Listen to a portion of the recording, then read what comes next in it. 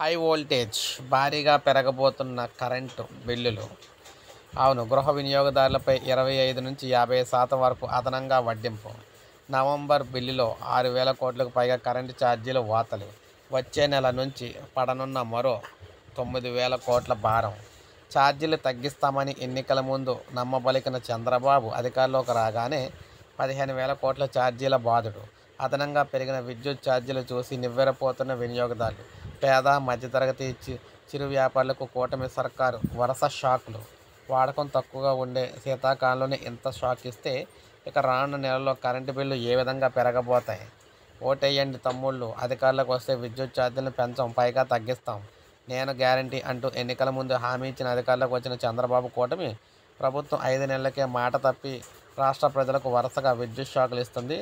Super 6 హామీలను తొంగలో తొక్కుతున్నట్లుగానే విద్యుత్ ఛార్జీలపై వేసిన వాగ్దానాన్ని మరలా ప్రజలకు మరిచి చంద్రబాబు మోసం చేస్తున్నారు. విద్యుత్ ఛార్జీల మోత మోగిస్తూ హై వోల్టేజ్ షాకులు అయితే ఇస్తున్నారు.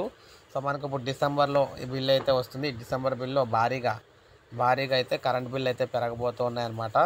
సో మరి చూడాలి, ప్రభుత్వం ఏదైనా మీటింగ్ పెట్టి తగ్గించాలి, లేకపోతే బిల్లు అయితే చాలా ఎక్కువ అయితే వస్తాయి. ఇప్పుడే మనకు అప్డేట్ అయితే వచ్చింది. ఒక లైక్ చేయండి, సబ్స్క్రైబ్ చేసుకోవద్దు, మన ఛానల్ సబ్స్క్రైబ్ చేసుకోండి.